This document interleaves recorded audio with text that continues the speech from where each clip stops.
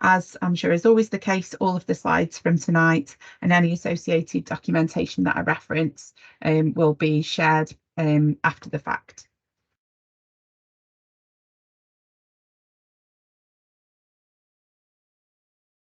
Okay, so can I just check, Marilyn, just because you're on screen, are you okay to just nod to say if you can see my screen okay with the presentation? Perfect, thank you so much.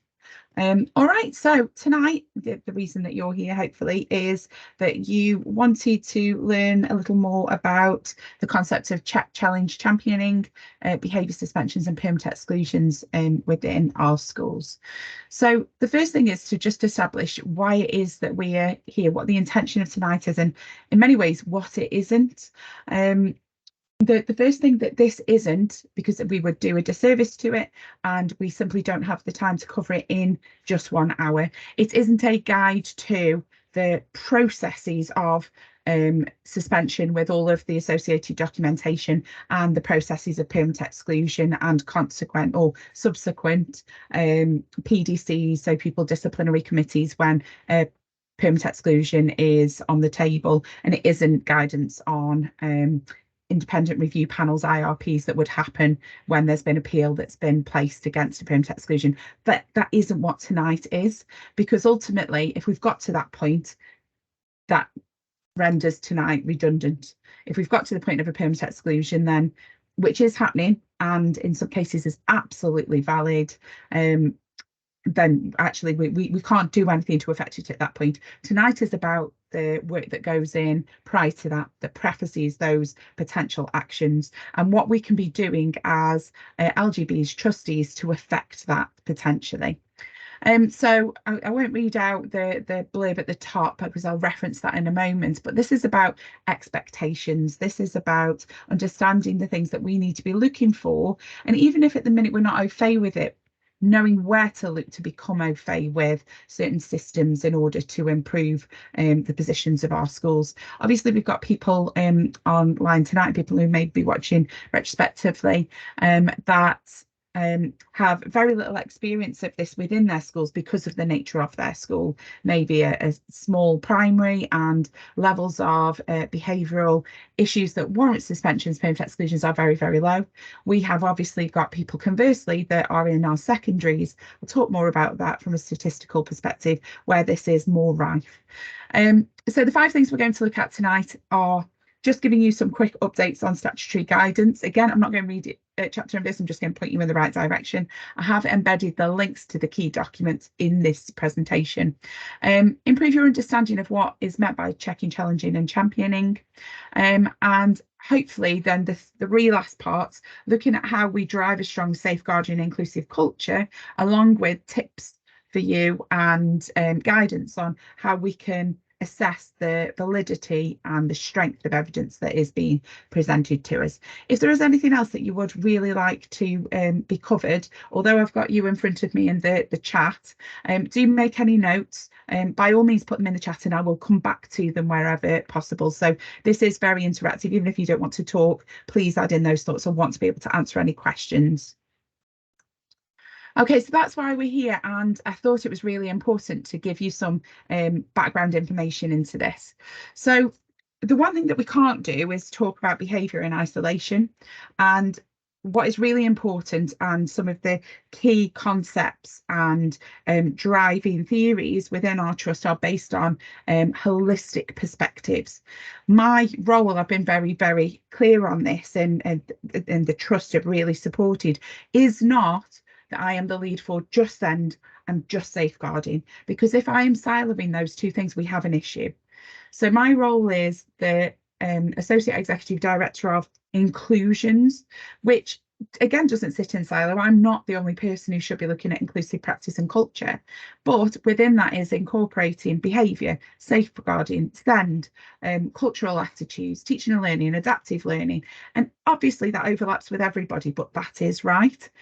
When we try to compartmentalise any of these elements, that is when we've got an issue. And that's one of your key indicators within your school. How holistic is it? And how holistically do all of the staff and professionals work together in your setting. Easier in a small primary, more challenging in a large secondary. But either way, regardless of the size of the school, that holistic approach is absolutely integral.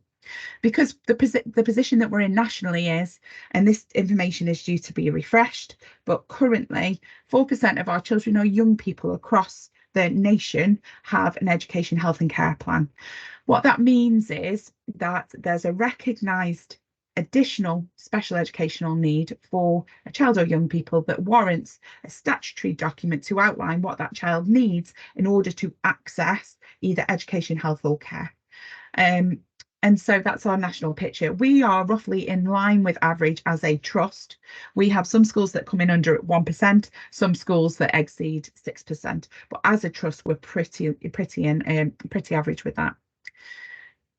For children that don't warrant additional support that is statutory, that warrants higher needs, funding that comes from the local authority, in addition to the ORPU that a school receives and the notional budget that a school receives.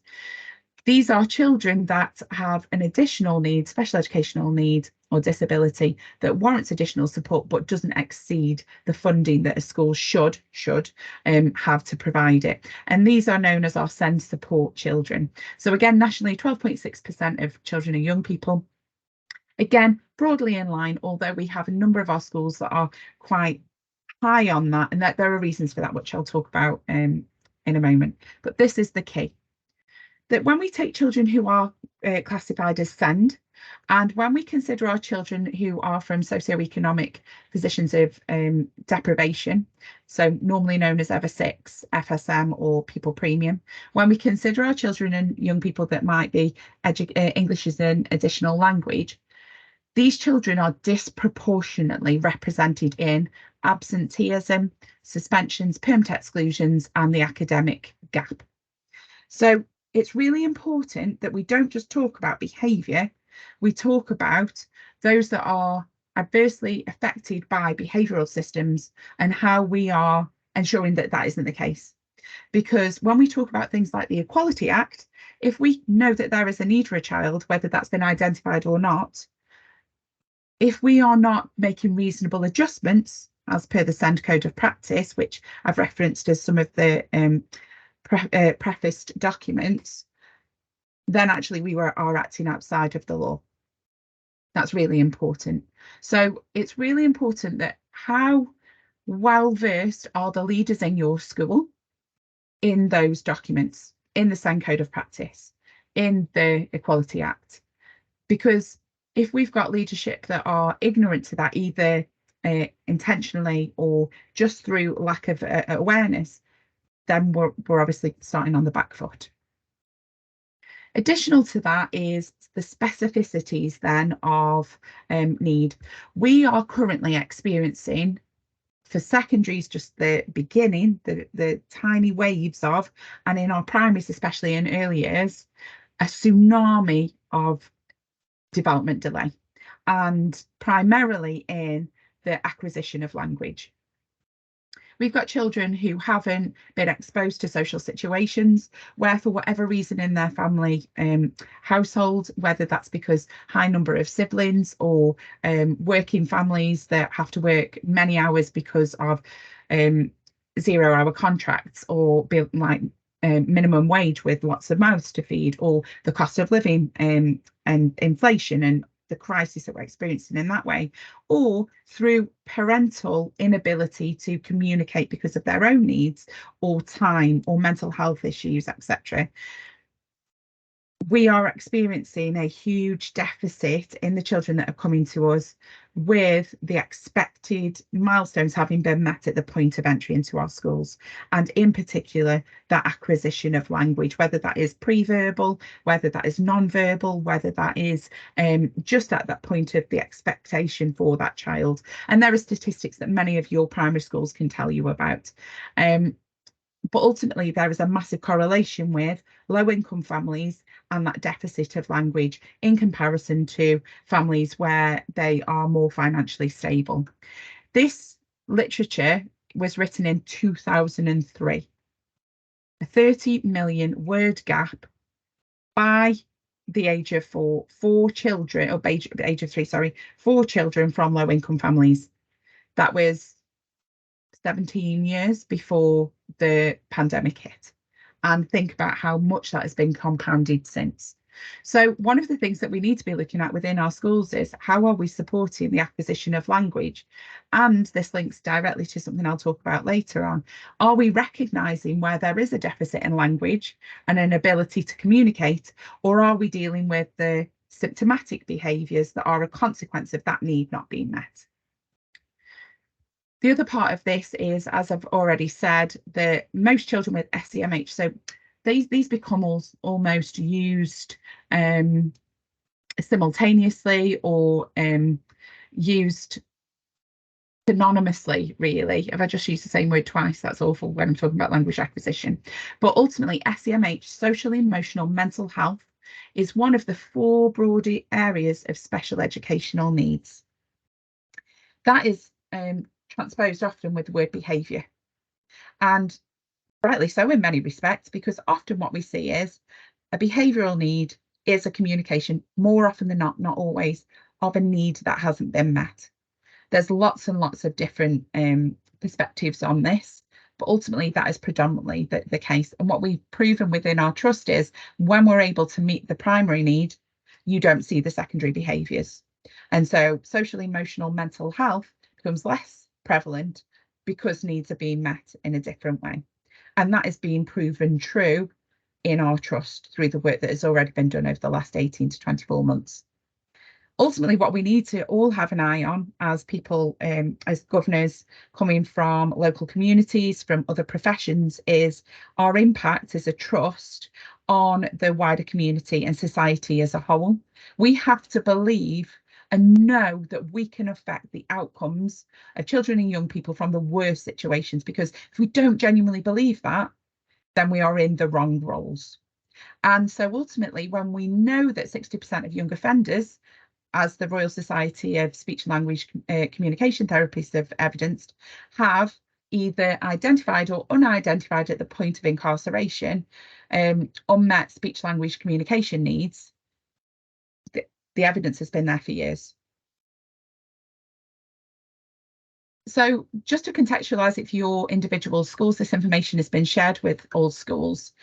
I thought it'd be really interesting, and this is through the power of Arbor and Andy Lowe's witchcraft when it comes to putting data together. Our MIS systems don't do this naturally. They report on individual vulnerabilities. And so you can find out the percentage of SEND in your school, you can find out the percentage of PP in your school, you can find the percentage of EAL in your school. EAL is one of those that isn't, people are really afraid of owning it, especially within Shropshire, where typically we are very ethnically narrow. And although we're having waves of different nationalities because of other language primarily and English as a secondary language coming into Shropshire, it's less apparent than it is in some of our neighbouring counties and local authorities. And this is something that we really need to get better at. So what I've given you is both the data for just SEND and PP, so that is grey, and for SEND, PP and EAL. This is discounting all of the vulnerabilities. So children with a social worker, children who might be summer born, there's so many other vulnerabilities. And this became quite powerful for our schools to recognise that if, when we are writing our curriculums, when we are designing the way that we teach in our schools, when we design our system structures and policies with those in mind who can, then we are doing a massive disservice to our cohorts. So I'm just going to take, and she won't mind me saying, because this was a big whoa for Longlands, 86% of the children in that school with only taking 3 vulnerabilities are regarded as vulnerable. So we need to be considering our structures and processes with the most vulnerable at the core, because if we do that in the way that we work, we are delivering a do no harm approach to those that don't need it. But if we don't consider them primarily, and we then just make reasonable adjustments, we are running a really inefficient model, and we're going to then have the disproportionate representation of vulnerable cohorts in all of our disadvantaged figures: absenteeism, suspensions, exclusions, etc. So I won't dwell on that too much, but that's hopefully an insight to go and unpick. Actually, how are we creating a school culture where the needs of the most vulnerable at the centre, rather than those that can at the centre, and then making adjustments for all of those that can't. So with regards to the statutory guidance that is referenced as part of that, I've added it. I have added in all of the links, but just to give you a quick update, the Equality Act hasn't really been renewed since 2010.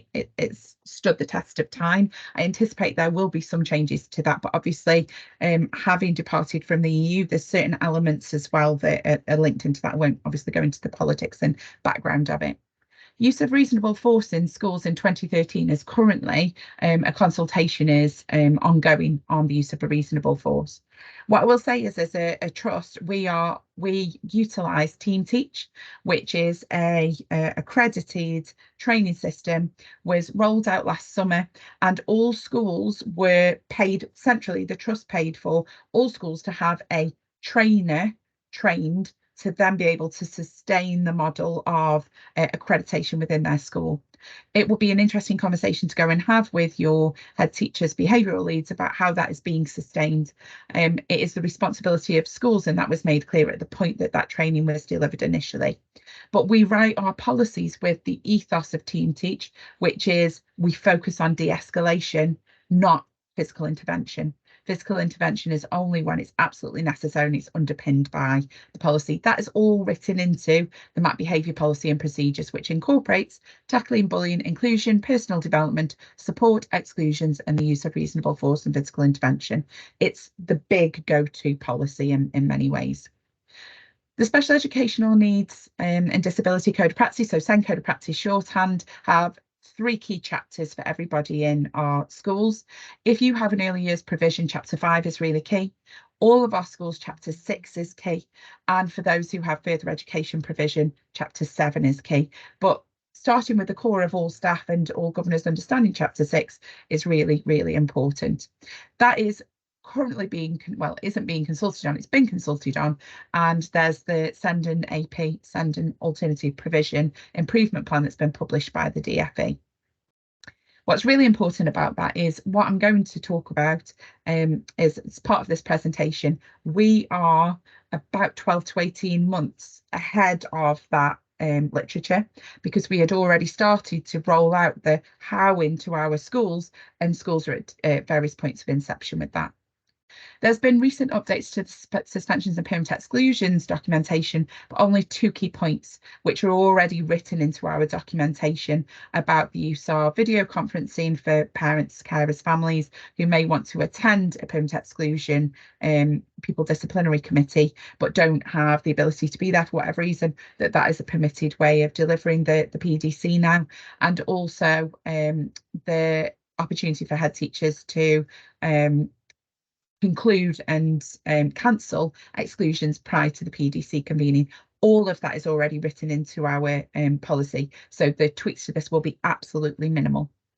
Behaviour in schools was released in 22, that's already written into our policy, and keeping children safe in education, which will come into play from September the 1st, as with the suspensions, parent exclusions 2023, will affect our safeguarding policy. It's more focused on safer recruitment and on checks for pre-employment and online education monitoring, phishing, etc., which again is being catered for in our policies and will be. So the policy provides the why we do it, and also some of the how, especially in the appendices. The predominance of our policy is actually appendices. And what you should be finding is, where anything has happened in your school, the appendices from the actual policy are the ones that are being used. So if you were to go to a PDC or be sent information, or somebody from your school is calling to say, I really want to discuss this with you, or make you aware of X, Y, or Z, when looking at the documentation, it should fall in line with our policies. If it doesn't, then we have an issue.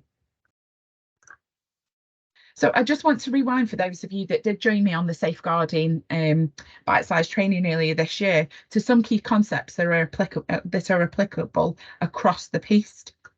So the first was about effective systems, and this is where it's really important for governors on how to effectively govern these areas.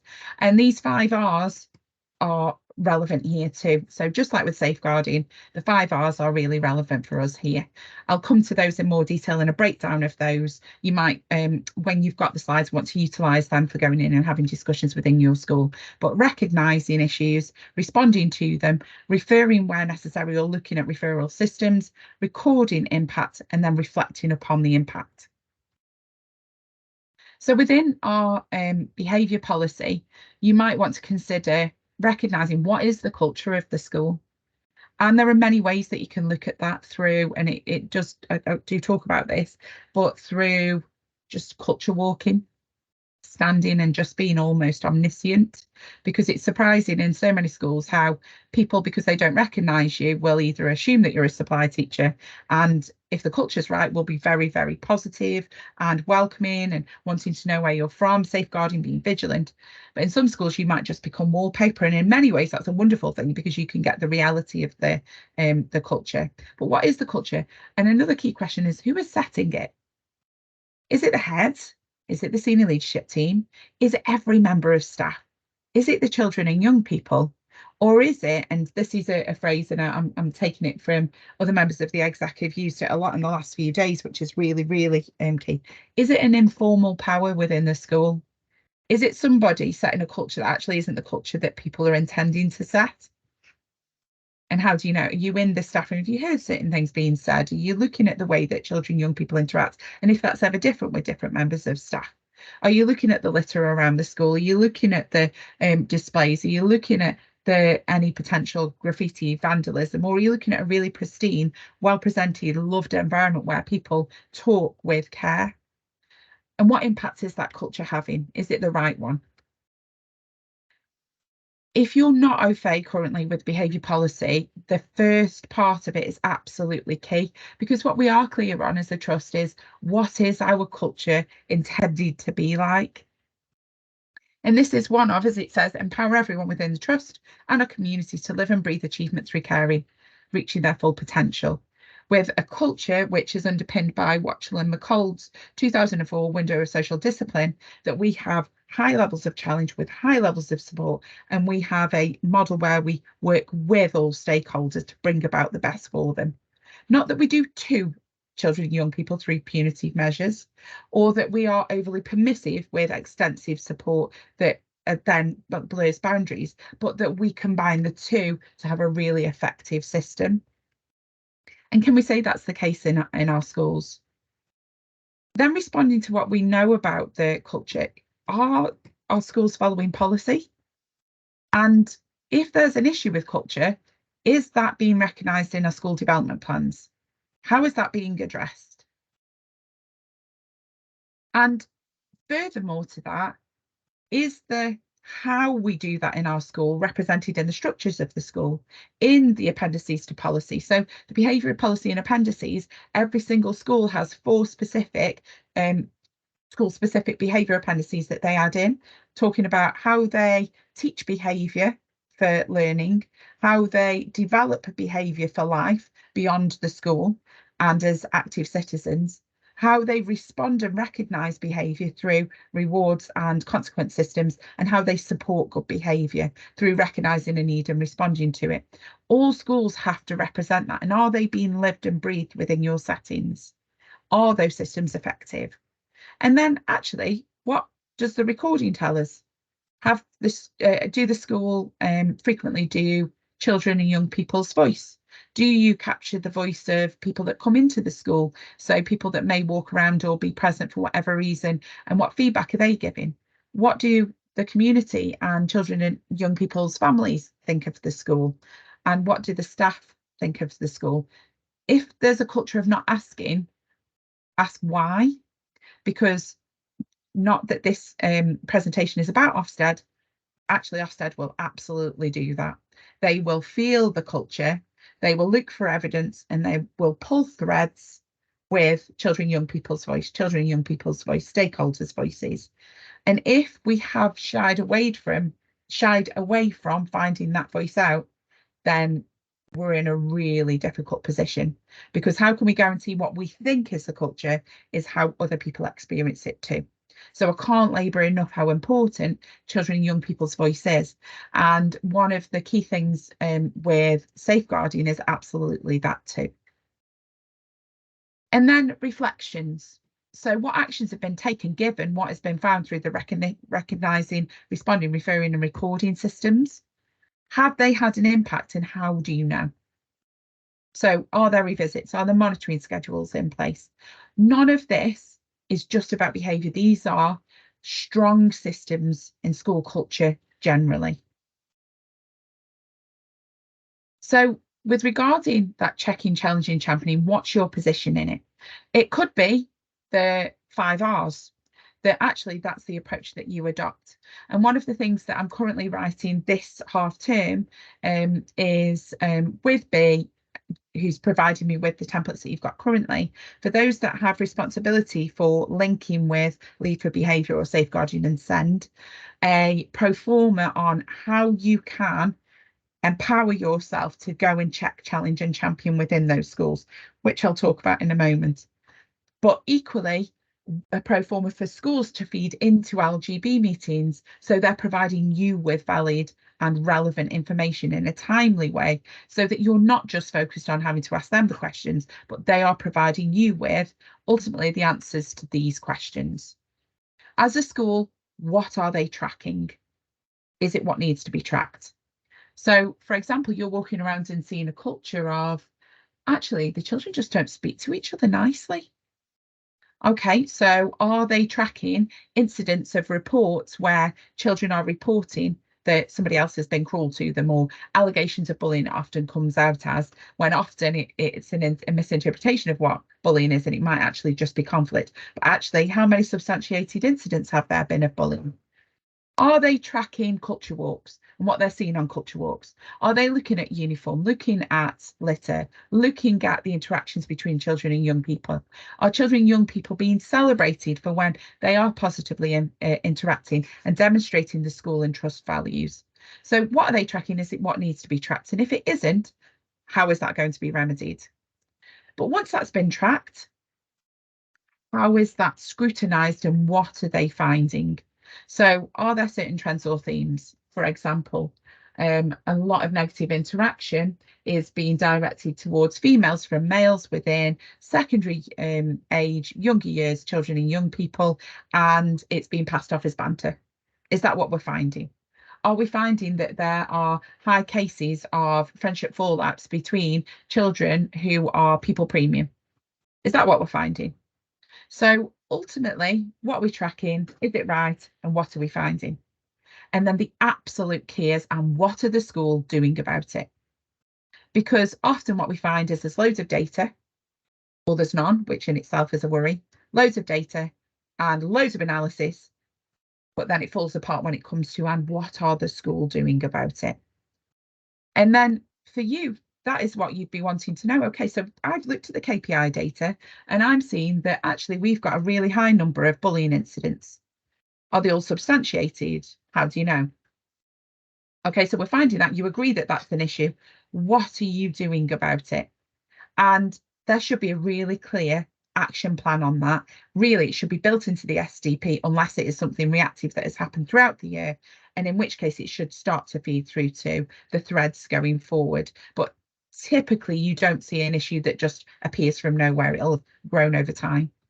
And then the latter part is, okay, you've told me that you found that, you've told me what's happening as a consequence, and what impact has it had? Because that's really where things fall down. Because often many of the targets that are set to improve those issues aren't smart and therefore aren't measurable. But measurability can come in many forms, particularly in children and young people's voice. Just close my window because somebody seems to have taken up building outside.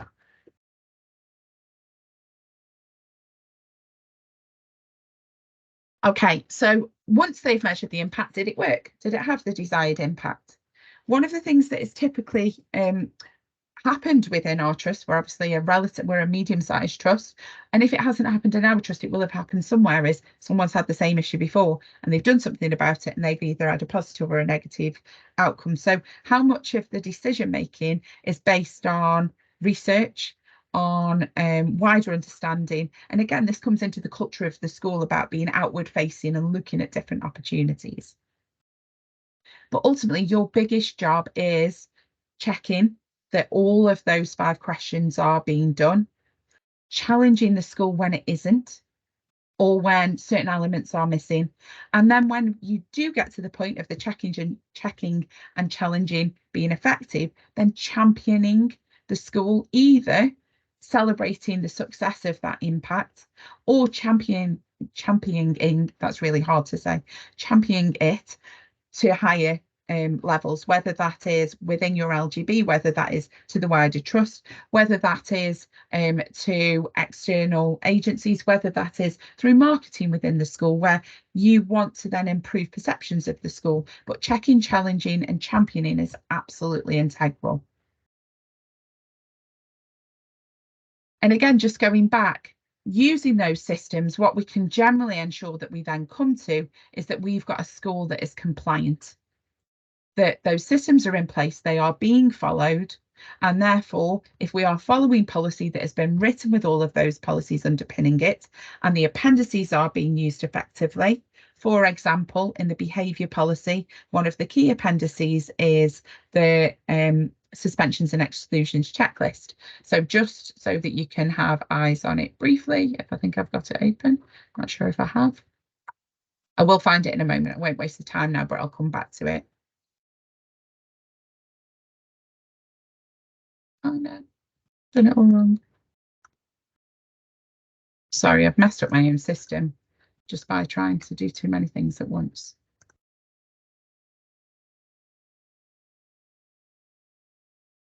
There we go. Oh no. Okay, so ultimately the behaviour appendices that sit in the back of the behaviour policy should be being followed. If at any point a suspension or a potential permanent exclusion is being mooted, Amy, hello. Sorry, your slides have fallen off the screen. Oh no, thanks, B. Thank you. Let me start again. I think I've switched them around. I've duplicated the slides and then gone on the wrong screen. There we go. Is that remedied? Yeah, I think it's coming up now. Yeah. Great. Thanks. So ultimately, we should know, if we're following all of the policy and all of the appendices, that we're compliant.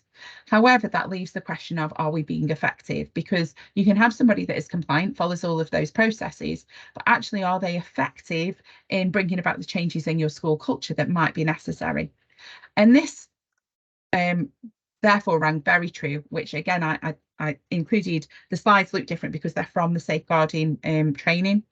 Management is doing things right, that's our compliance, but leadership is doing the right things. And that brings me back to obviously the data that I shared earlier.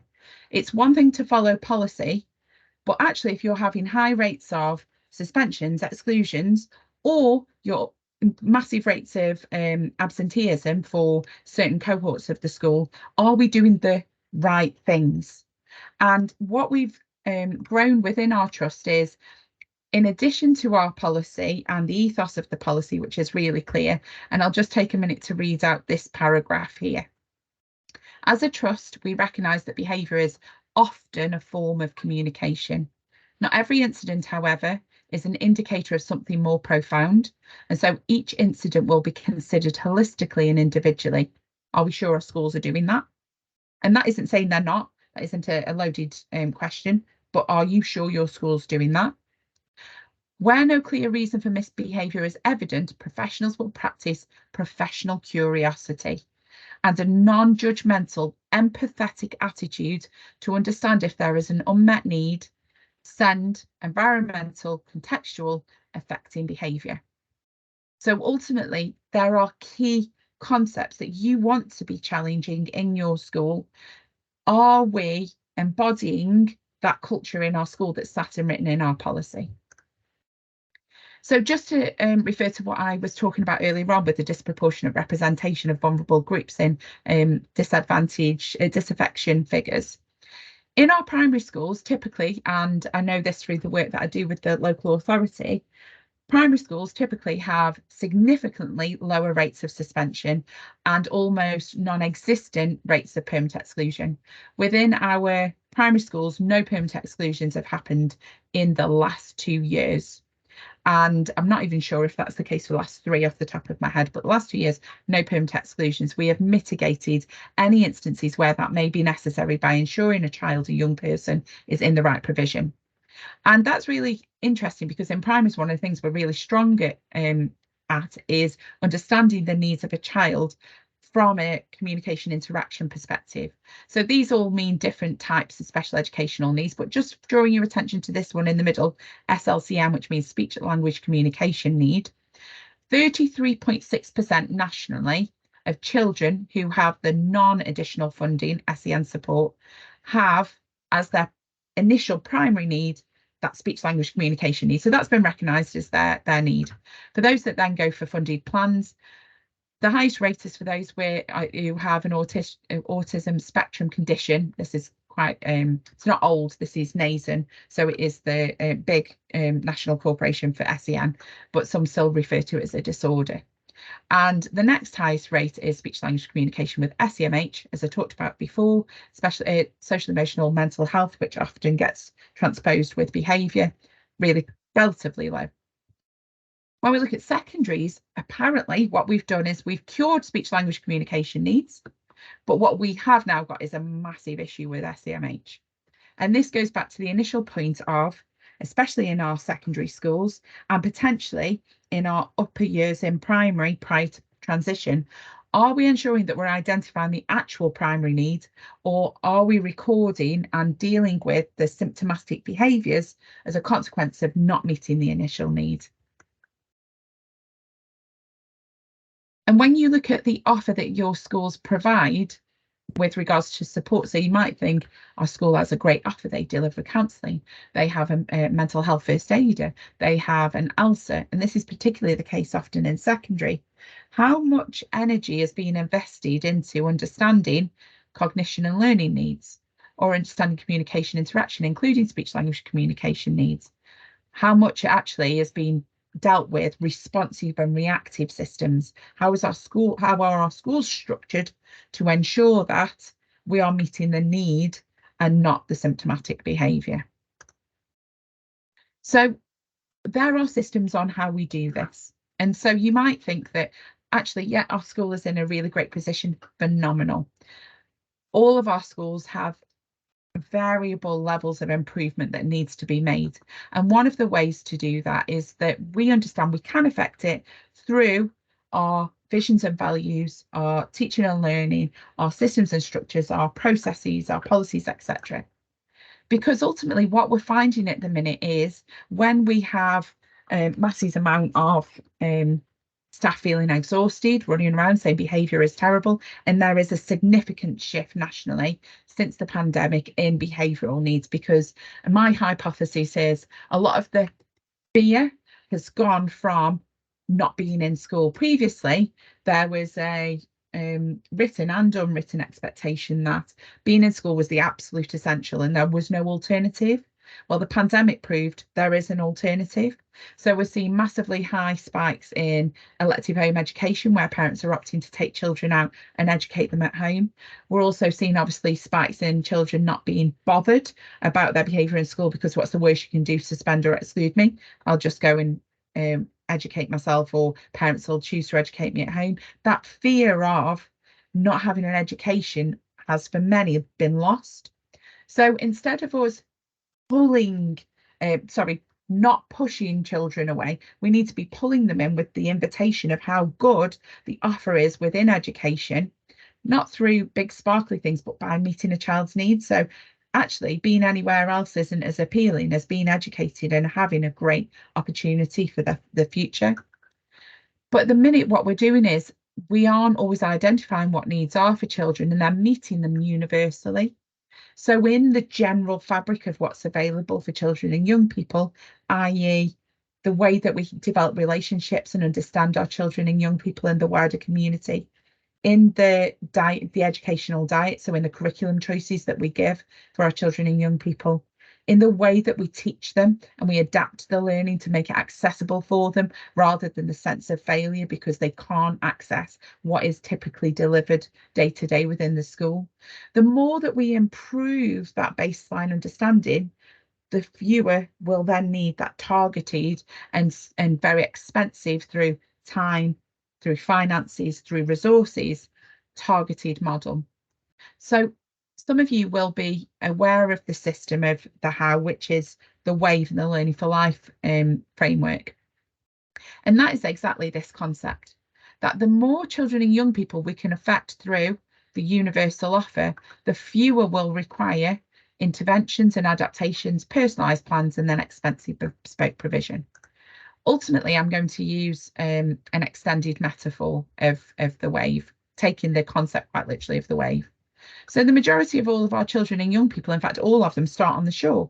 We know that standing on a literal beach, it can be a little bit precarious, sand can move, but ultimately everybody's safe within their education. Some children or young people might venture into the surf and need some form of gentle support to bring them back to that safety of the universal offer.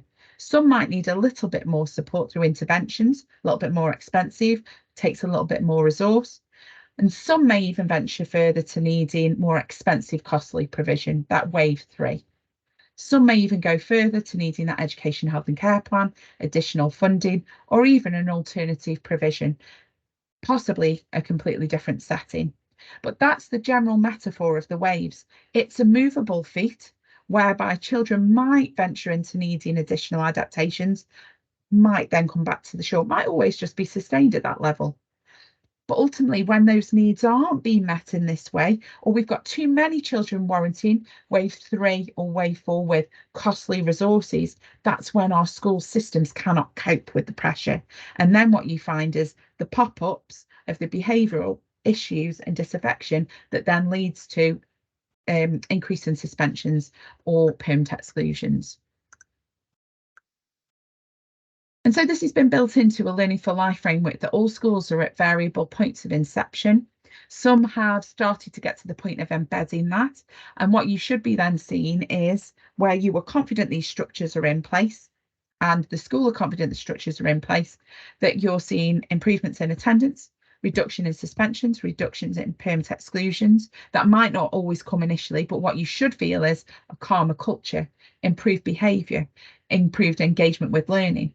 Because ultimately, until those things are happening, you will not see improvement in outcomes. A child who is not supported to regulate and access their learning environment cannot then get the outcomes that we need. So from a governance perspective, asking and checking to what degree are you currently embedding the Learning for Life framework, or even are you at the point of embedding? At what point of its inception is the Learning for Life framework in your schools, which incorporates those 5 key concepts? Learning, teaching learning curriculum, the offer that is available, health and well-being, safeguarding, attendance, and our communities. Ultimately, that Learning for Life framework is built upon many, many universal offers. And it's really important that your head teachers can talk to you and leadership teams can talk to you about what they are doing, because this is the how to their culture.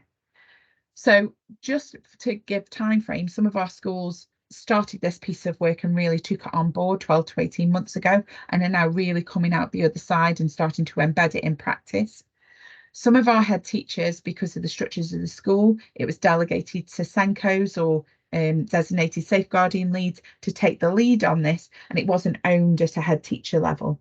But what has happened in the last couple of weeks is head teachers have had a specific conference where we delivered this again to them, but with heads taking the ownership. So it's a really pertinent point and opportune moment to go into your schools and have the conversations about, talk to me about Learning for Life framework and where are you within your schools, because it is a system that's invested in by our trust and ties into all of the other systems and they tie into it. What you can also be assured with is, as LGBs, the support that Trust puts in and also the quality assurance that Trust puts in. So there are review meetings that should happen in school that are then supported with vulnerable students reviews, safeguarding and inclusion reviews, and safeguarding assurance. And there is a waived process that goes on to check that these things are in place.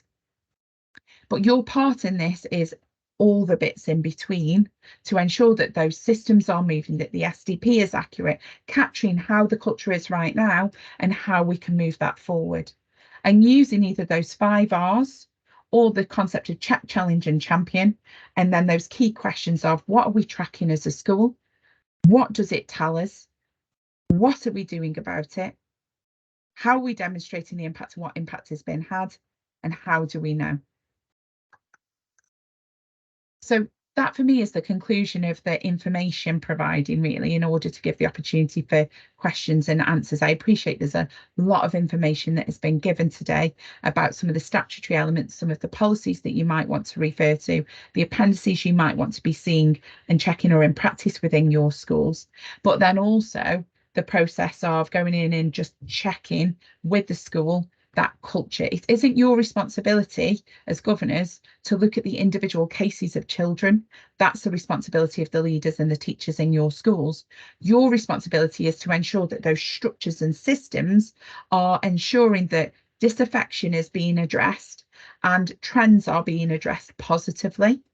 And the framework that we've got has an impact. It is evidence-based, it's research-based, and we're seeing the impact in our schools that are further ahead in that inception.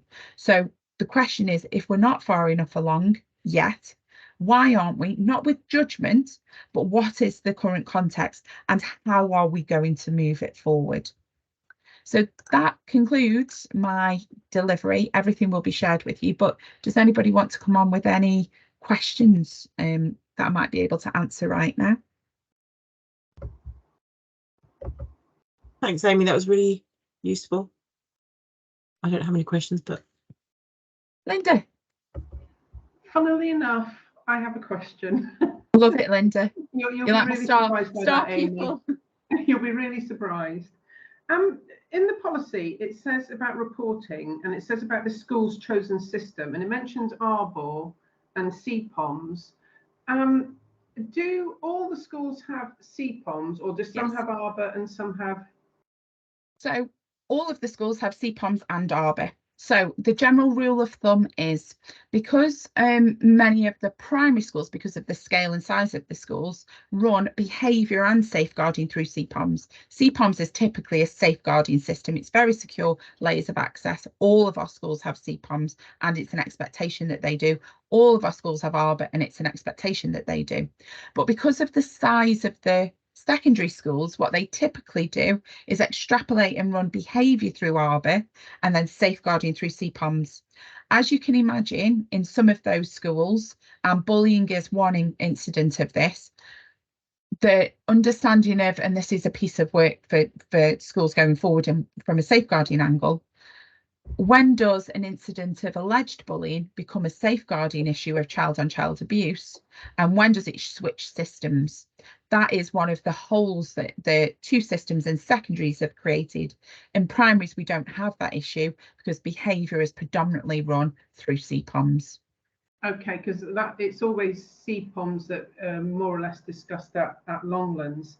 And does it affect a school's grading, or are there any sanctions against the school if they have a high level of suspensions and exclusions?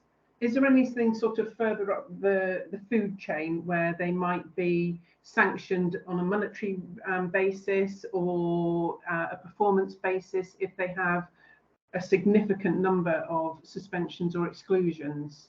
So the first thing is that the level of is obviously very relative to the size of the school and the type of the school, the context of the school, etc.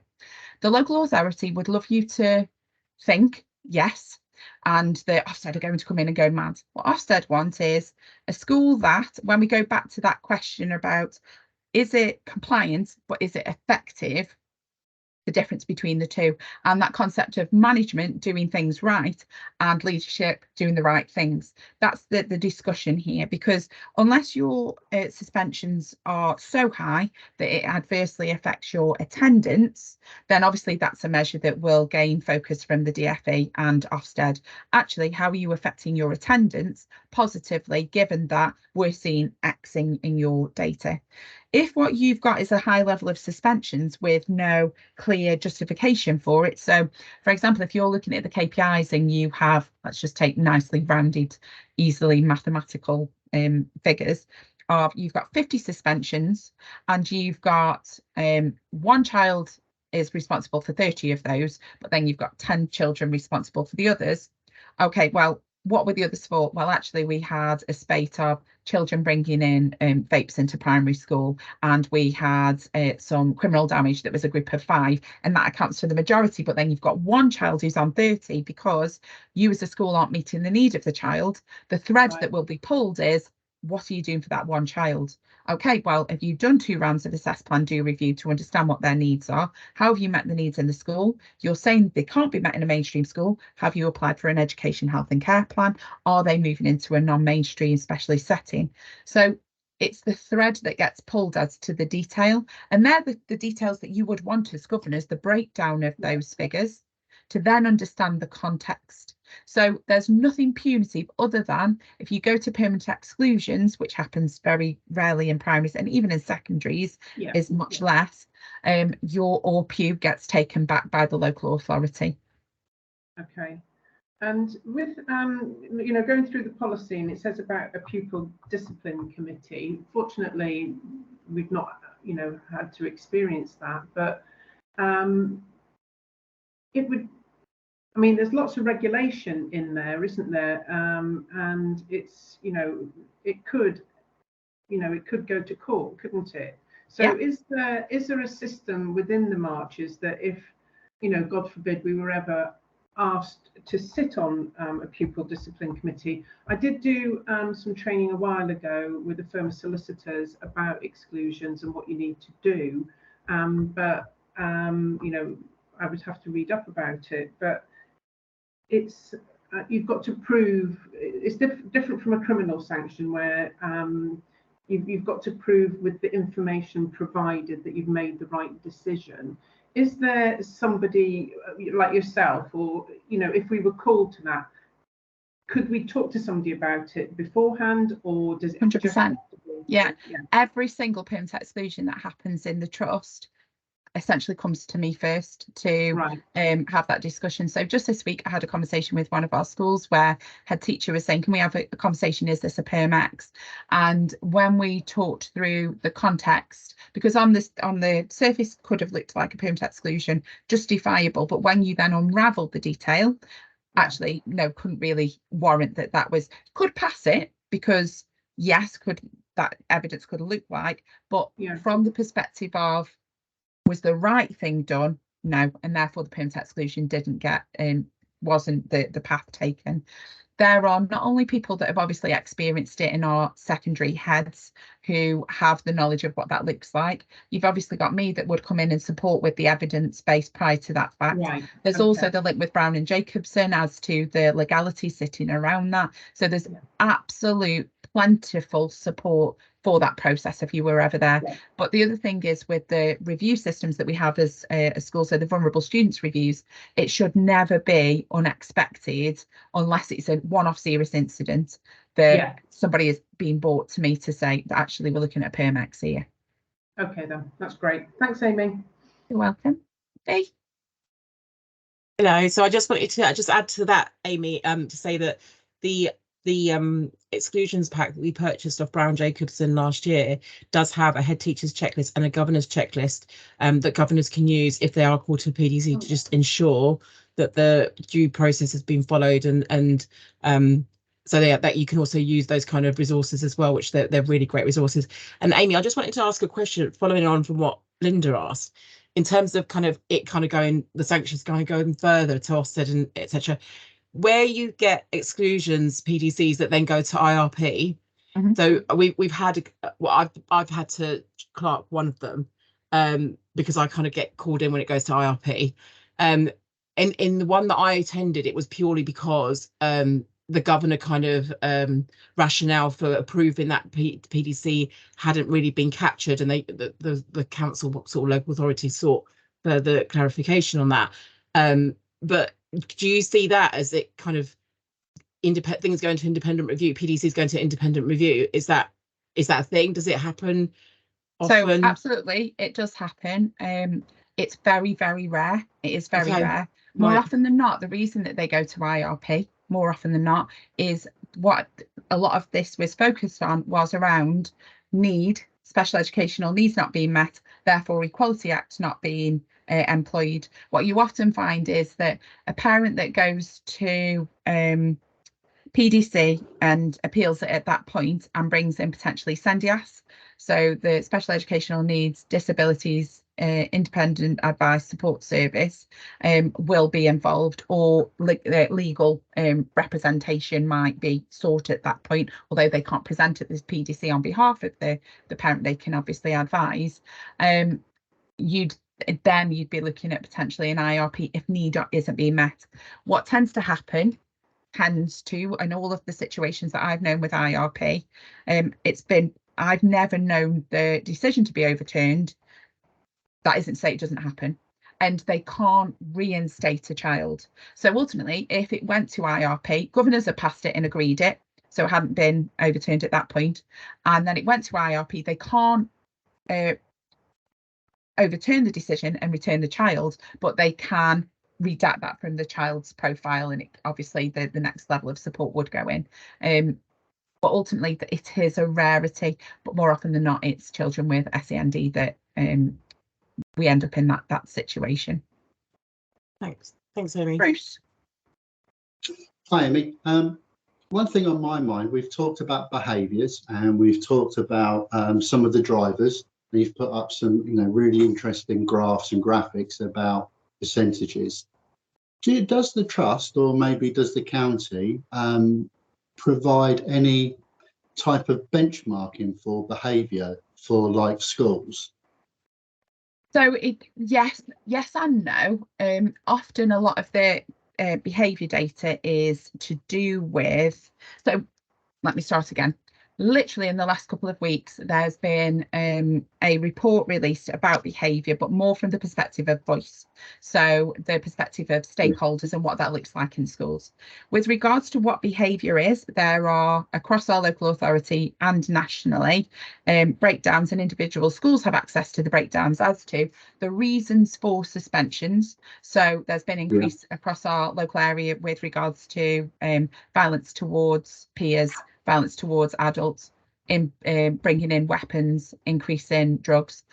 The thing that tends to be, and no, actually not the thing that tends to be, the thing that is always, or the criteria that is always the highest, is persistent disruptive behaviour, which is why so much of a focus is on, actually, are we getting it right from a teaching and learning curriculum perspective? Because if you're engaged with your learning, you won't persistently disrupt, typically, and if your need has been met. So actually, that's the predominant reason for behavioural issues that are captured at suspension level.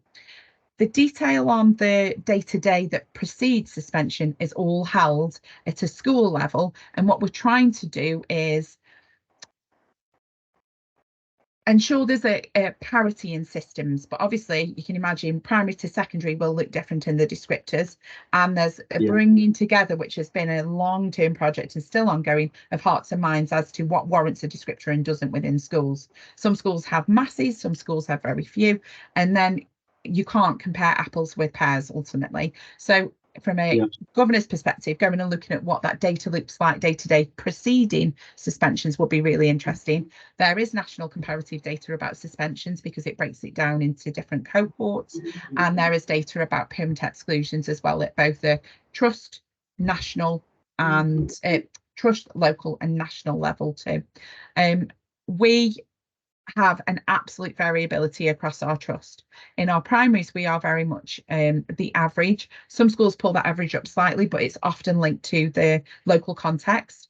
And there is a lot of energy that has gone into recognising that, addressing that, and we're seeing that decreasing significantly. In our secondaries, there again are people at different ends of the spectrum, but typically in line with average as a trust in our local context. The other measures of that are obviously absenteeism. Actually, when a child isn't able to access it or behaviour is typically poor, you'll see high rates of disaffection through absenteeism, internal truancy, etc. Yeah, okay. Any other questions?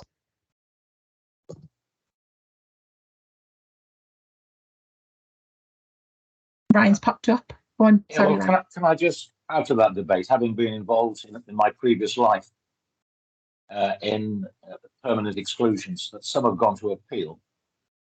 It's a judgment. We are making a judgment very often, and the judgment of one person could be different. So that is not the issue. The issue is that we follow the procedures, and that when we don't follow the procedures, and somebody can point to the fact that certain procedures haven't been followed, that is when the issues, I think, arise.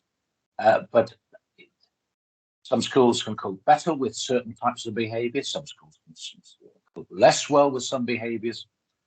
Where you have a number of difficulties, a number of demanding and challenging children, perhaps the threshold is a little bit higher or a little bit lower, but it's ultimately a judgment that has to be made. And ultimately, the governors have got to make a judgment to decide whether they can allow that a permanent exclusion or not. But it's the procedure, I think, that is absolutely key.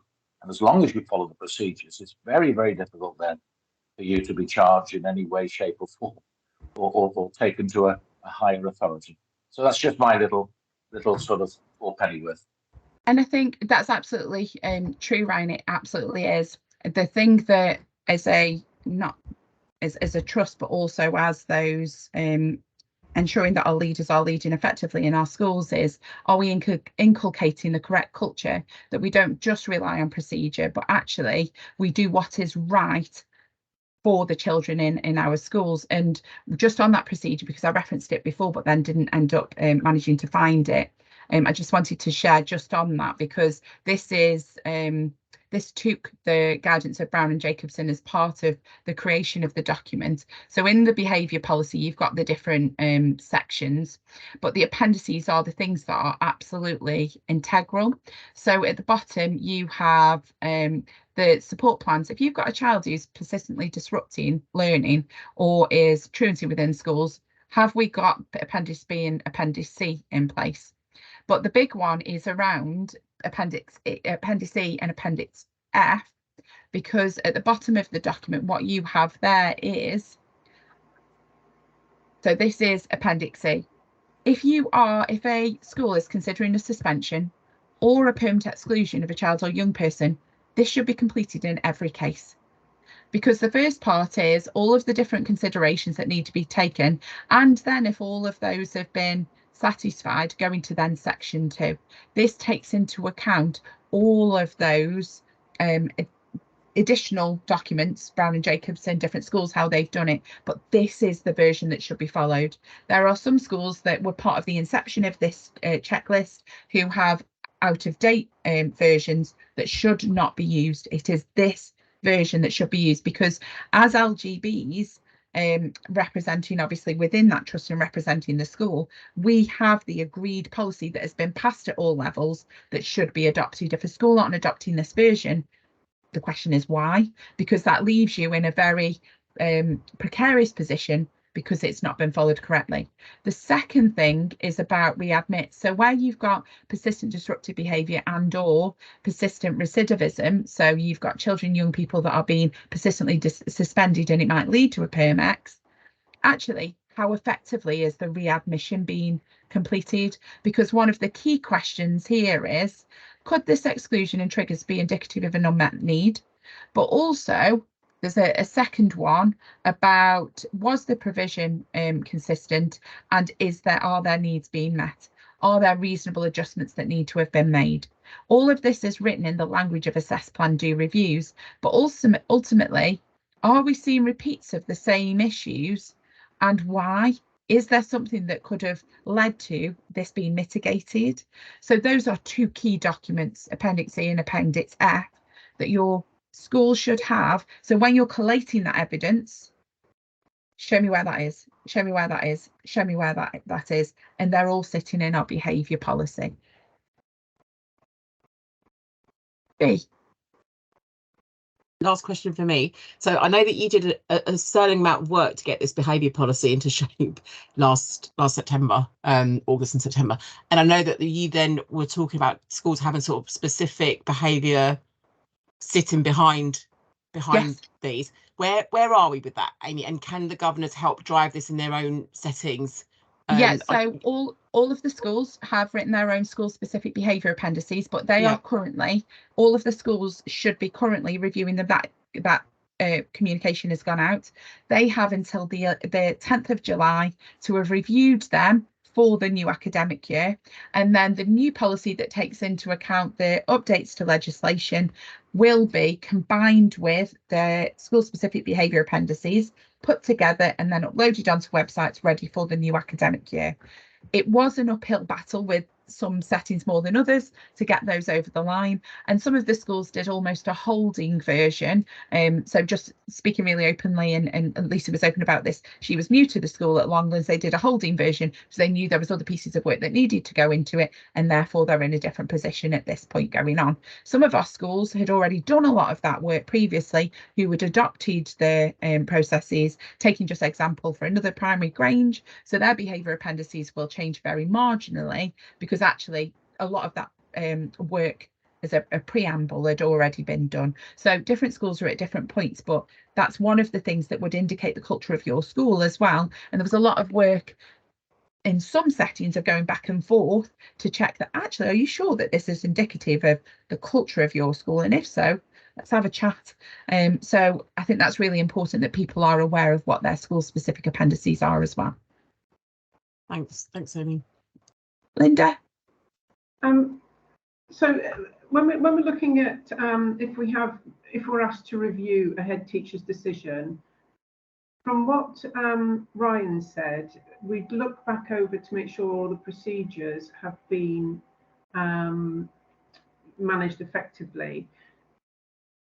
In what sort of circumstance would we overturn the head teachers? Because from speaking to you, for it to get to that level, I don't understand any circumstances where we would actually overturn, because it looks like it's a belt and braces all the way down, that everybody is involved. So would it just be on the back that, you know, the a procedure chances hasn't been followed? The chances now of that being the case are very, very few Right. and far between, because historically, when you were perhaps an individual school on your own and weren't part of the trust, all of these systems of quality assurance and measures perhaps wouldn't have been in place. It's important, though, to note that as an LGB, what your responsibility is to really assure that those things are in place, and you might therefore overturn. I've had cases when not part of the trust, as behaviour lead in one of our secondary schools, that we went through the process and with complete honesty, needs weren't perhaps met at that point, and things hadn't been given the time for them to embed. And for example, for one young person, they had recently began the support with targeted early help, which meant they had an external agency involvement with the family, and the governors therefore felt it wouldn't be appropriate to permanently exclude on the basis that we haven't given the time for that to happen.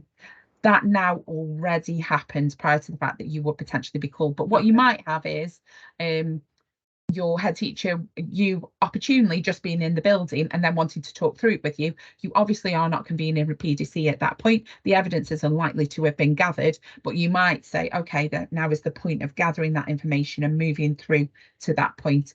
A big check would be, you're saying this is potentially permanent exclusion. If you had a conversation with the executive link and or Amy is the lead for inclusions about this. So absolutely it is belt and braces. And when we get to that, there have been situations where for the greater good of the school, there might be a disagreement as to whether a permanent exclusion is necessary, but there are other contextual considerations. So going back to what Ryan has said previously, process has been followed.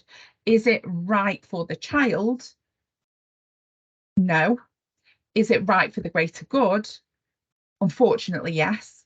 And that is a real predicament, and that would be an ongoing and very detailed discussion as to whether that was appropriate as an action to be taken.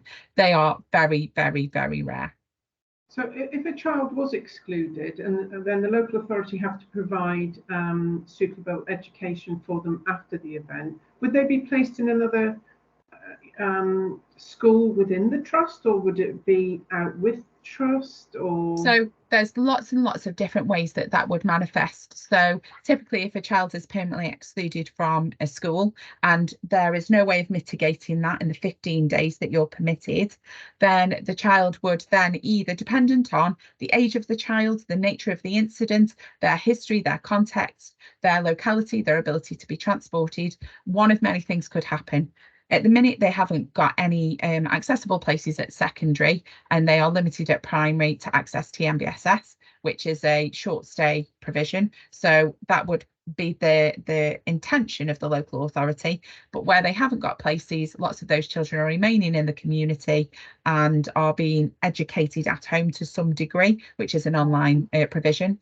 If you're talking about, for example, a child in year 7 with no previous, I'm just hypothesizing, but a child in year 7 with no previous issues have brought in what is being perceived as a weapon to school and have then hurt somebody, and it's a one-off serious incident, the chances are that would go to fair access panel at the local authority, and they would then try to place the child in another school.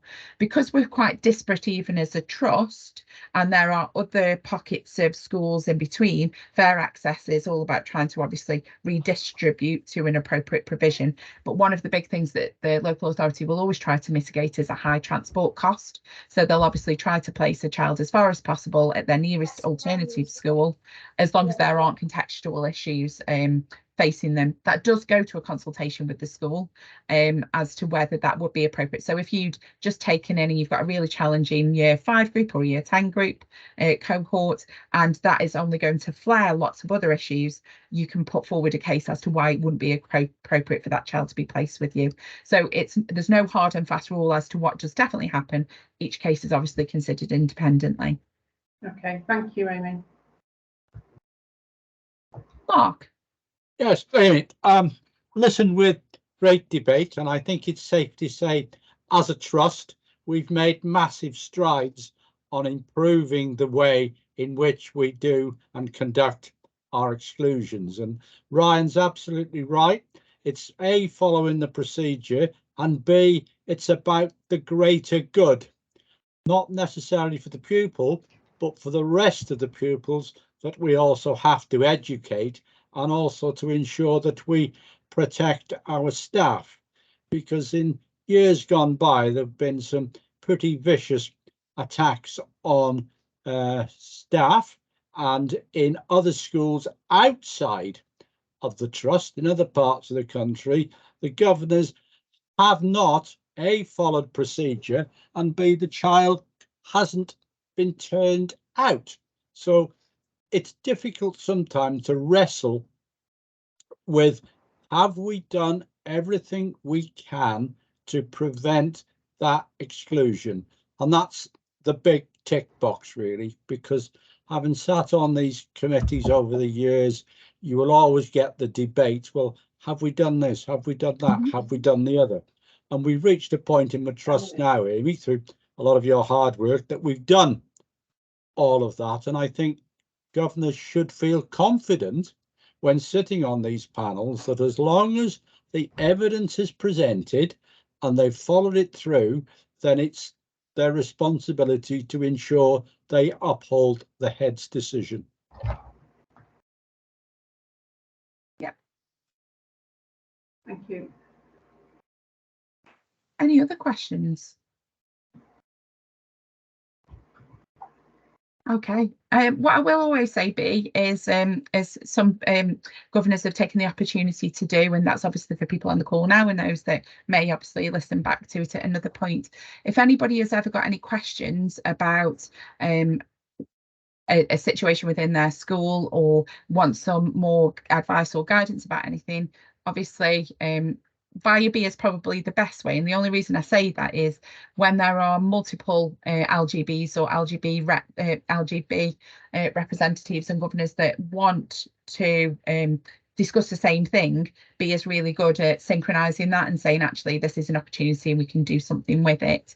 If there are bite-sized training sessions that people would like me to put on about some specifics, obviously when we're talking cross phase, for example, giving a model of what good evidence might look like, etc. Given, as we've said, it is a belts and braces. If it's coming to you, it should be that we have done absolutely everything in the cherry on top. I'm happy to deliver those sessions. So any thoughts that people have after, if there's any questions that you've got about what's been shown tonight, don't hesitate to email me. But otherwise, yeah, enjoy the rest of your evening. Thank you. Thanks very much, Amy. Thank Thank you, you. Amy. Thank See you soon, you. everyone. Thank you, everyone, for Thank you. attending. Take care. Thanks. Bye. Bye-bye. Bye-bye. B, did you get my? Oh, she's gone. B? She's gone. No, she's gone. Never mind. I'll catch you. Yeah. So thanks for that, Amy. That was really good. You're welcome, Mark. I think people have. I got the message. I hope. I know that some new governors wrestle with this quite a lot. B's calling me on another line. Nice to see sorry. you, by the way, Mark. Sorry? Lovely Yeah. to see you. I'll jump out so I can catch B if that's all right. Sorry. Just give me a sec, Mark. I'll jump out. Yeah, okay.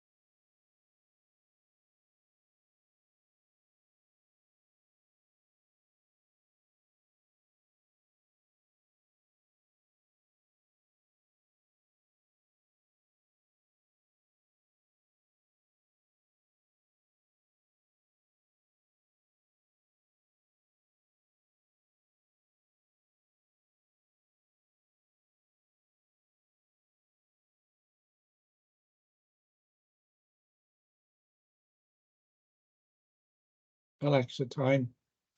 The time is 4:48 p.m. Come on.